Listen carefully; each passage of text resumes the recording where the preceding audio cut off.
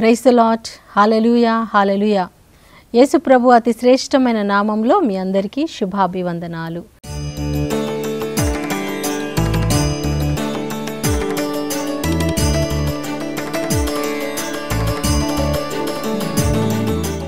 ప్రియమైన సహోదరి సహోదరులారా, ప్రభు యేసు మనందరినీ కూడా శాశ్వతమైన ప్రేమతో ప్రేమిస్తున్నారు. ఆయన అందరినీ ఏ పక్షపాతం లేకుండా ప్రేమిస్తున్నారు. దేవుడు మన జీవితంలో గొప్ప కార్యాలు చేస్తున్నారు. ప్రియమైన సహోదరి సహోదరుడా, ఈరోజు ఒకవేళ నీ జీవితంలో ఇంకా ఏమీ జరగలేదని నిరాశపడుతున్నావా, నా ప్రార్థనకి ఇంకా జవాబు రాలేదేంటి, ఈ యొక్క సమస్యలేంటి అని బాధపడుతున్నావా, దేవుడు ఈరోజు నిన్ను బలపరచబోతూ ఉన్నాడు, నీతో మాట్లాడబోతున్నాడు. కాబట్టి ఆ దేవుని మనం ఆశతో దాహముతో మనం ప్రార్థన చేసుకుందాం. ఈ యొక్క పాటను ఒక చిన్న ప్రార్థనగా మలుచుకొని దేవుడితో మనం మాట్లాడదాం. దాహముతో ఉన్నానయ్యా, నా హృదయము తెరిచానయ్యా, దాహముతో ఉన్నానయ్యా, నా హృదయము తెరిచానయ్యా, రావయ్యా నా యేసయ్యా, రావయ్యా నా యేసయ్యా, నింపుము నాలో నీ ఆత్మను, నింపుము నాలో నీ ఆత్మను, దాహముతో ఉన్నానయ్యా, నా హృదయం తెరిచానయ్యా. సీనాయి కొండపై దిగిన దేవా, మండుచున్న పొదలో కనిపించావా, సీనాయి కొండపై దిగిన దేవా, మండుచున్న పొదలో కనిపించావా, మోషేతో మాట్లాడిన ప్రభువా, మోషేతో మాట్లాడిన ప్రభువా, నాతో కూడా మాట్లాడవా, నాతో కూడా మాట్లాడవా, యేసయ్యా, యేసయ్యా, యేసయ్యా, యేసయ్యా, దాహముతో ఉన్నానయ్యా, నా హృదయం తెరిచానయ్యా. హల్లెలూయా, హల్లెలూయా, హల్లెలూయా. అవును తండ్రి, దాహముతో ఉన్నాము నాయనా యేసయ్యా. ఆనాడు సీనాయి కొండ మీద దిగి వచ్చి మోషేను దర్శించినట్లుగా నైనా ప్రభా, ఈరోజు మాతో మాట్లాడండి నైనా ప్రభా, ప్రతి బిడ్డను దర్శించండి నైనా ప్రభా. యేసయ్యా నీ పరిశుద్ధాత్మను నాయన ఈ సమయంలో కుమ్మరించమని నజరేయుడైన యేసు నామంలో ప్రార్థించి వేడుకుంటున్నాం తండ్రి. Amen, amen. Hallelujah, hallelujah. Praise the lord. దేవుడు తన ప్రజలను ఎప్పుడు కూడా దర్శిస్తూ ఉంటాడు. తన ప్రజలు ఎప్పుడైతే బాధల్లో, కష్టాల్లో, సమస్యల్లో ఉంటారో, కరువులో ఉంటారో, వ్యాధుల్లో ఉంటారో, కన్నీటితో ఉంటారో, దేవుడు ఆయన చూస్తూ విడిచిపెట్టేవాడు కాదమ్మా. తప్పకుండా ఆయన మనల్ని దర్శిస్తాడు. అయితే మన జీవితంలో ఎప్పుడు సమస్యలు వస్తాయి, ఎప్పుడు కష్టాలు వస్తాయంటే ఎప్పుడైతే మనం దేవుని నుండి దూరం వెళ్ళిపోతామో ప్రియులారా, దేవుని ఆజ్ఞలను మనం మీరుతామో, దేవుని వాక్యానికి వ్యతిరేకంగా జీవిస్తామో, ఆ సమయంలో మన జీవితంలో అనేకమైన కష్టాలు వస్తాయి. మొదటి రాజుల గ్రంథంలో మనం 17వ అధ్యాయంలో చూసినట్లయితే ప్రియులారా, మరి ఆ యొక్క ఇశ్రాయేలు దేశం మీదకి భయంకరమైనటువంటి కరువు దేవుడు రప్పిస్తూ ఉన్నాడు. ఎందుకు ఆయన ఈ కరువు రప్పిస్తున్నాడంటే ఇశ్రాయేలు ప్రజలు వారు యెహోవా దేవుని విడిచిపెట్టి అన్య దేవతలని వారు ఆరాధించడం మొదలుపెట్టారు. అన్య దేవతలకు బలులు ఇవ్వడము, అన్య దేవతలకి మరి వాళ్ళు అక్కడ మరి ఆ యొక్క అన్య పద్ధతులను ఆచరించడము, అలా చేసినప్పుడు వాళ్ళ జీవితంలో ఒక భయంకరమైన కరువు వస్తుంది. దేవుడు ఒక ప్రవక్తను పంపిస్తున్నాడు. ఆయన ఏలియా అనే ప్రవక్త. సో ఈ ప్రవక్తకు దేవుడు చెప్తున్నాడు, ఈ దేశంలో 3.5 సంవత్సరాలు వర్షము కానీ మంచు కానీ కురవదని నువ్వు ఆజ్ఞాపించు, నువ్వు చెప్పి మరి నువ్వు వెళ్ళి ఆ యొక్క యోర్ధాను నది దగ్గర ఉన్నటువంటి కేరీతు వాగు దగ్గర నువ్వు ఉండు, అక్కడ నువ్వు దాగి ఉండుము, నేను నీకోసము ఆహారాన్ని పంపిస్తాను, కాకులు నీకు ఉదయము సాయంత్రము మంచిగా బ్రెడ్ తర్వాత మాంసము తీసుకొచ్చిస్తాయి, నేను కాకులకు ఆజ్ఞాపించాను అని దేవుడు చెప్తున్నాడు. హల్లెలూయా. చూడండి, ఏలియా దేవుని యొక్క ప్రవక్త, దేవుని సేవకుడు, ఆయన దేవుని వాక్యానుసారంగా జీవించేటటువంటి వ్యక్తి కాబట్టి అతని ద్వారా దేవుడు ఒక ప్రవచనాన్ని ఆ దేశానికి విడుదల చేస్తున్నాడు. కానీ అతన్ని మాత్రం ఆ కరువులో నేను కాపాడుతాను అని దేవుడు చెప్తున్నాడు. హల్లెలూయా. నీకు మాత్రం ఆకలి ఉండదు, నీకు నేను ఆహారాన్ని ఏర్పాటు చేశాను, అలాగే నీకు నీటిని కూడా నేను ఇచ్చాను, ఆ కేరీతు వాగు దగ్గర నువ్వు ఉండు అని చెప్పేసి దేవుడు ఏలియాకు చెప్పాడు. ఏలియా ప్రవక్త వెళ్ళి అక్కడ ఆ కేరీతు వాగు దగ్గర ఉంటున్నాడు, చక్కగా నీళ్లు తాగుతున్నాడు. ఉదయం కాకులు వస్తున్నాయి, మంచిగా బ్రెడ్ తీసుకొస్తున్నాయి, కొన్ని కాకులు మాంసాన్ని తీసుకొస్తున్నాయి. అంటే అది ఎక్కడి నుంచి తెస్తున్నాయో తెలియదు, రాజుగారి భవనం నుంచి తీసుకొస్తున్నాయేమో. దేవుడు తన బిడ్డలను తన సేవకులను ఆకలితో ఉంచరు. హల్లెలూయా. దేవుని సేవకొచ్చినటువంటి సేవ చేస్తున్నటువంటి నా ప్రియమైన దైవజనులారా, దేవుడు మిమ్మల్ని పోషిస్తాడు. హల్లెలూయా. మీకు ఏ కొరత ఉండదు. ఎందుకంటే పిలిచిన వాడు ఎవరండి? దేవుడు కదా. దేవుడు పిలిచాడు కాబట్టి ఆయన మనకు కావాల్సినటువంటి అవసరాలన్నీ కూడా తీరుస్తాడు. హల్లెలూయా. సో ఇప్పుడు ఏలియా చూడండి, మరి ఆ కాకుల చేత పోషించబడుతున్నాడు. కొంతకాలం అయిన తర్వాత మరి ఆ నీరు అయిపోయింది, కేరీతు వాగు ఎండిపోయింది, ఎందుకంటే వర్షాలు లేవు కదా. మరి కాకులు కూడా రావడం ఆగిపోయినాయి. అయితే దేవుడికి తెలియదు ఈ విషయం, తెలుసు. అంటే కొంతకాలం దేవుడు మనకి సహాయం చేయడానికి కొన్ని మనకి ఏర్పాటు చేస్తాడు. ఒకవేళ అది అయిపోయినప్పుడు దేవుడు విడిచిపెట్టడు, ఆయన ఇంకొక మార్గాన్ని చూపిస్తాడు. హల్లెలూయా. Praise the lord. ఇంతవరకు నీకు నీ తల్లిదండ్రులు నిన్ను చూసుకున్నారా? లేదా నీ భర్త నిన్ను చూసుకున్నాడా? నీ భార్య నిన్ను చూసుకుందా? నీ పిల్లలు ఉన్నారా? కానీ ఇప్పుడు నెక్స్ట్ వాళ్ళు లేరు. నా జీవితంలో ఎలాగా నేను ఎవరి కోసం బ్రతకాలి, ఎలా బ్రతకాలి? కొంతమంది స్త్రీలు భర్త చనిపోతాడు, చిన్న వయసులోనే పిల్లలు ఉంటారు, వాళ్ళు చాలా బాధపడతారు. ఎలాగ నా జీవితం ఎలా గడపాలి, నా పిల్లల్ని ఎలా పెంచాలి? హల్లెలూయా. Praise the lord. కొంతమంది భార్యలు కుటుంబంలో మరి పెళ్ళిడికి వచ్చిన పిల్లలు ఉంటారు, అప్పుడే భర్త చనిపోతాడు, ఆ పిల్లలు పెళ్ళిళ్ళు ఎలా చేయాలి అని చాలా టెన్షన్ అయిపోతూ ఉంటారు. కొంతమంది భర్తలు చిన్నప్పుడే పిల్లలు ఉంటారు, భార్య చనిపోతుంది, ఎలాగా ఈ పిల్లల్ని నేను ఎలా చూసుకోవాలి? దేవుడు వాళ్ళ జీవితంలో మళ్ళీ ఆయన సహాయాన్ని పంపిస్తాడు. ఏ భార్య ఉంటే మరి నీ భర్త ఉంటే నీ భార్య ఉంటే ఎలా అయితే దేవుడు మరి ఆ కుటుంబాన్ని నడిపిస్తాడో, వాళ్ళు లేకపోయినా కూడా ఆ విధంగా నడిచేలాగా దేవుడే ఉండి సహాయం చేస్తారండి. హల్లెలూయా. నీ జీవితంలో అయ్యో వీళ్ళు వెళ్ళిపోయారే, వీళ్ళు లేరే, లేదా చనిపోయి ఉండొచ్చు, లేదా దూరం అయిపోయి ఉండొచ్చు, లేదా శత్రుత్వం అయి ఉండొచ్చు, మంచి స్నేహం పాడైపోయి ఉండొచ్చు, అయ్యో ఎలాగా అని అనుకుంటున్నావేమో. లేదా నాకు ఈ బిజినెస్లో లాస్ వచ్చింది, లేకపోతే నాకు ఈ ఉద్యోగం పోయింది, ఇంకొక ఉద్యోగం ఎలాగా, ఇందులో నేను ముందుకు వెళ్ళలేకపోతున్నాను, ఏమి సాధించలేకపోతున్నాను. డోంట్ వరీ, భయపడొద్దు. దేవుడు నీ కోసం ఆయన అన్నిటిని ఏర్పాటు చేస్తాడు. హల్లెలూయా. ఒకటి అయిపోయిందంటే దేవుడు ఇంకొకటి నీకు రెడీగా పెడతాడు. అయితే దానికోసం నువ్వు ప్రార్థన చేయాలి, ఎదురు చూడాలి, దేవుడిని అడగాలి, ప్రభువా ఏంటి, నేను ఏ విధంగా నేను ముందుకు వెళ్ళాలి, నా జీవితాన్ని నడిపించు. ఏలియాతో దేవుడు చెప్తున్నాడు, నువ్వేం భయపడొద్దు, నీకోసం నేను సీదోను పట్టణంలో సారిపతు విధవరాలికి నేను సెలవిచ్చాను, ఆమె దగ్గర నీవు పోషించబడతావు, నీకు ఆహారం అక్కడ దొరుకుతుంది అని చెప్పేసి దేవుడు ప్రవక్తకి చెప్పాడు. హల్లెలూయా.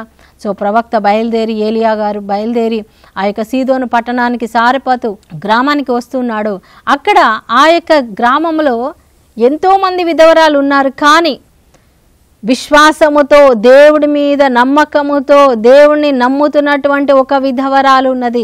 ఆమె సారిపతు విధవరాలు, కానీ ఆమె పేరు అక్కడ రాయబడలేదండి.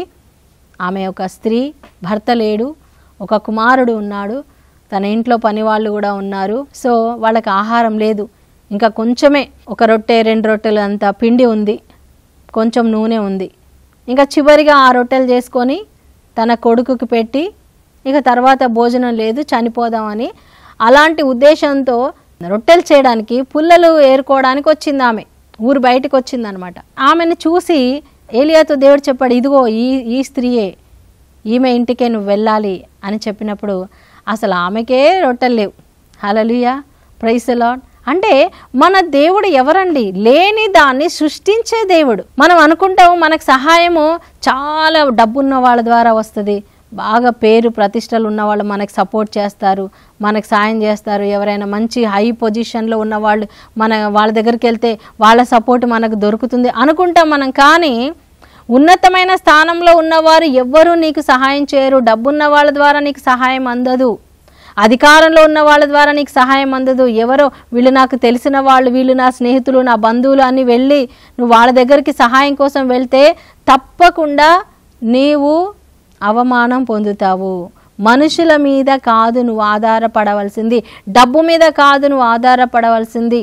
మరి అధికారంలో ఉన్నటువంటి అధికారుల మీద, మనుషుల మీద కాదు నువ్వు ఆధారపడవలసింది, దేవుని మీద, యావే మీద, యెహోవా మీద నీవు ఆధారపడాలి. యేసే మీద మనం ఆధారపడాలి ప్రియులారా.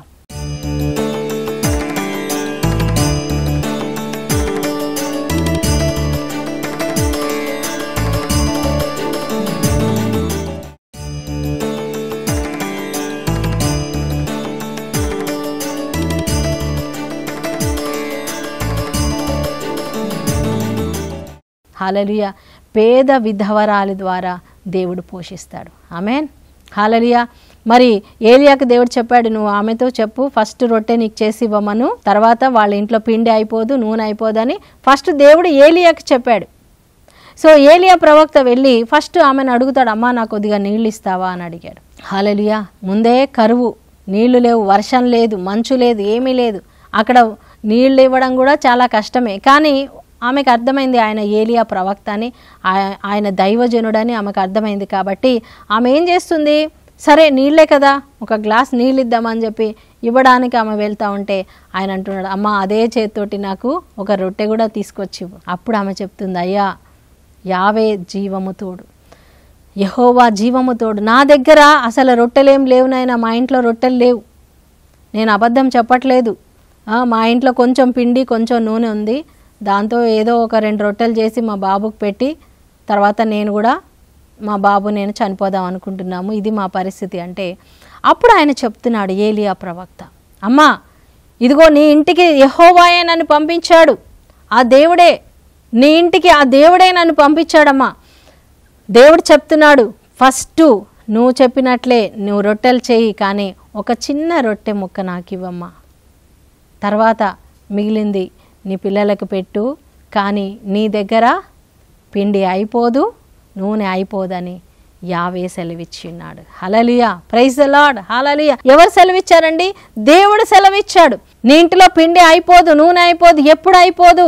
మొట్టమొదటి రొట్టె నువ్వు చేసి దేవుని సేవకునికి ఇచ్చినట్లయితే, ప్రవక్తకి ఇచ్చినట్లయితే, నీ ఇంట్లో దైవజనులు అడుగు పెట్టినట్లయితే, నీ ఇంటికి వచ్చిన దైవజనులకి నువ్వు ఉట్టి చేతులతో పంపించకుండా వారికి చక్కగా భోజనం పెట్టి నీ దగ్గర ఉన్న ఎంతో కొంత నీకు ఆ కానుకని, కొంతమంది చాలామంది దైవజనులు ఇంటికి వస్తే మన క్రైస్తవుల్లో ఏమి వాళ్ళకి కనీసం ఏం చిన్న కానుక కూడా ఇవ్వకుండా పంపించేస్తారండి.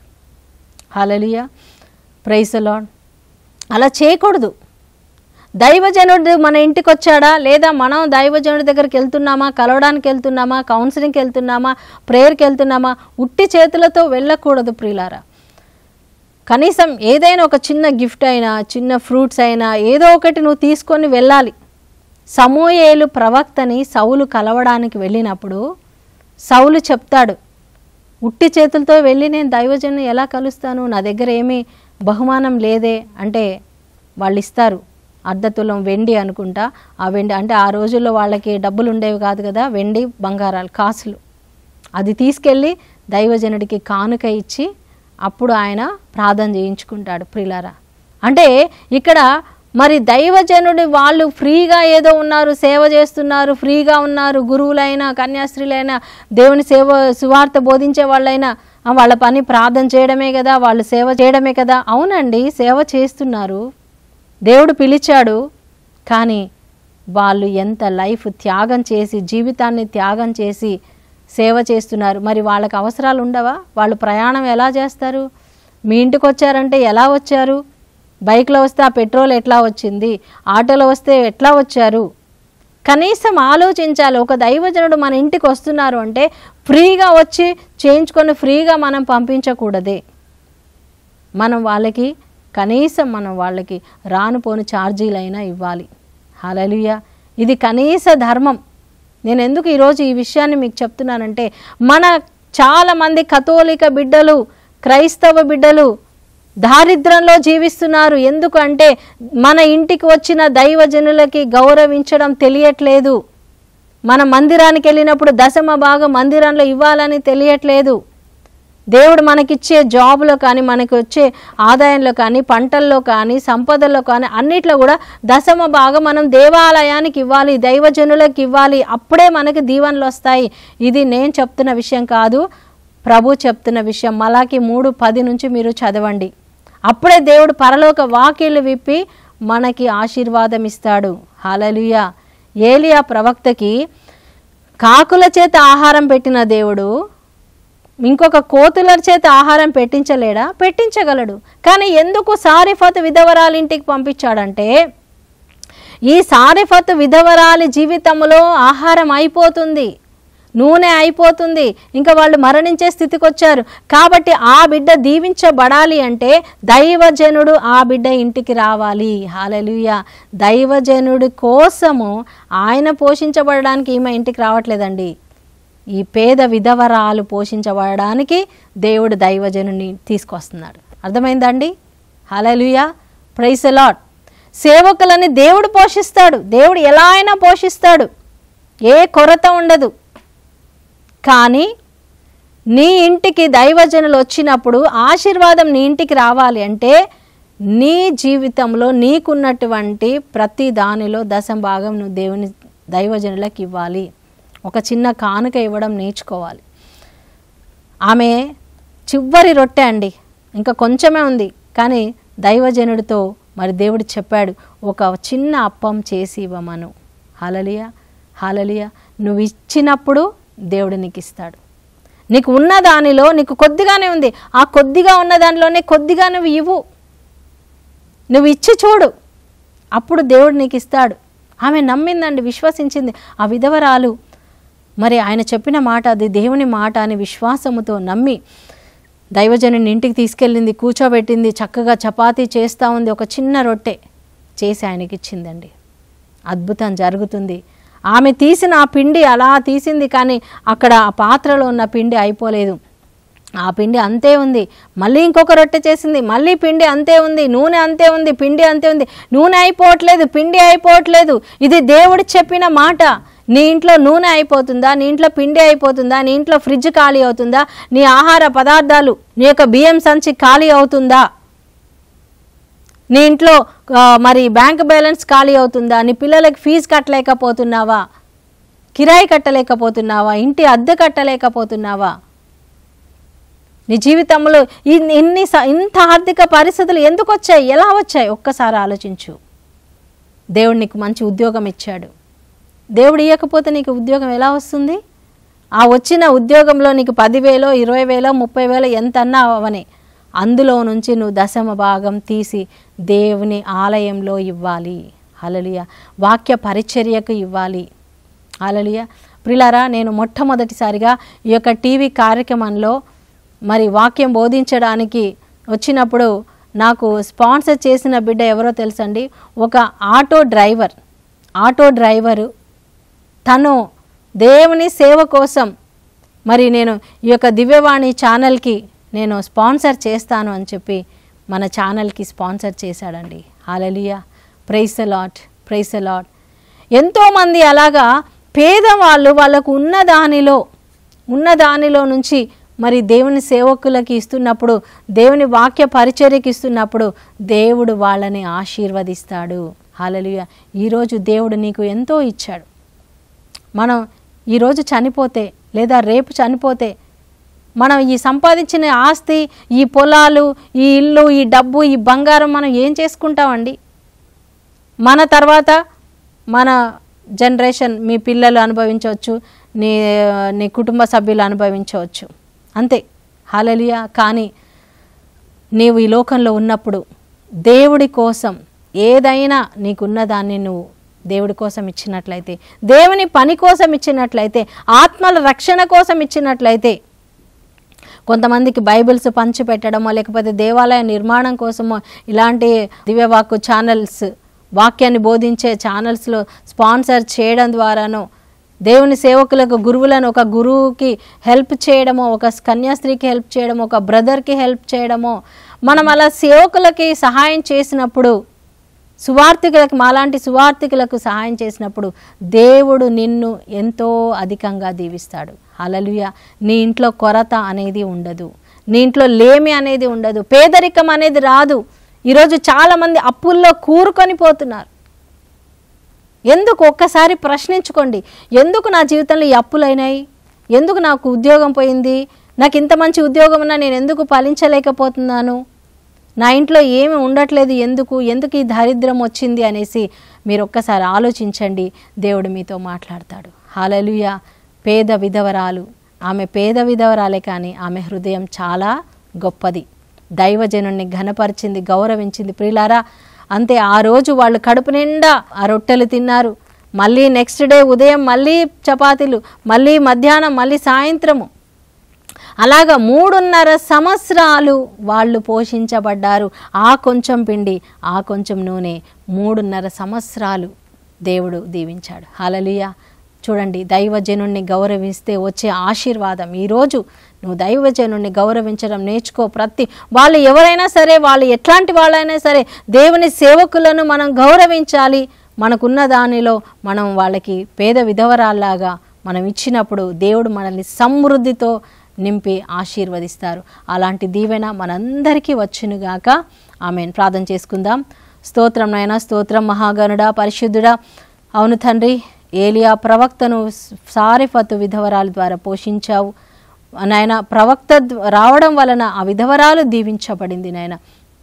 మాలో అనేక మంది నాయన దైవజనులని గౌరవించడము, ఘనపరచడం తెలియట్లేదు నాయన. ప్రభా, మమ్మల్ని క్షమించండి. నీవు మాకిచ్చిన ఆ ధనములో కానీ, సమయంలో కానీ, అన్నిట్లోనైనా 10వ భాగం మీకు ఇవ్వాలి నాయన. దైవజనులకు ఇవ్వాలి నాయన, సేవకు ఇవ్వాలి నాయన, వాక్య పరిచర్యకి ఇవ్వాలి నాయన. అలా ఇచ్చే వారిగా తయారు చేయండి. ఈరోజు అలా ఇవ్వక ఎన్నో కుటుంబాలు దారిద్ర్యంతో, కరువులో, ఆయా కాటకాల్లో మునిగిపోయారు నాయన, వ్యాధుల్లో పడిపోయారు నాయన. ప్రభా, ఆ బిడ్డలందరికీ నాయన ఈరోజు కనువిప్పు కలిగించి నాయన, సేవకులకు నాయన, ఇంటికి వచ్చిన సేవకులకు నాయన ఉట్టి చేతులతో పంపించకుండా, ఆలయానికి వెళ్ళినప్పుడు ఉట్టి చేతులతో వెళ్ళకుండా నాయన మీకు కానుకలు ఇచ్చే కృపను నాయన దయచేయమని, ప్రతి ఒక్క బిడ్డను కూడా ఆశీర్వదించమని నజరేయుడైన యేసు నామములో ప్రార్థించి వేడుకుంటున్నాం తండ్రి. Amen, amen, amen. దేవుడు మీ అందరిని దీవించునుగాక. God bless you. షలోమ్.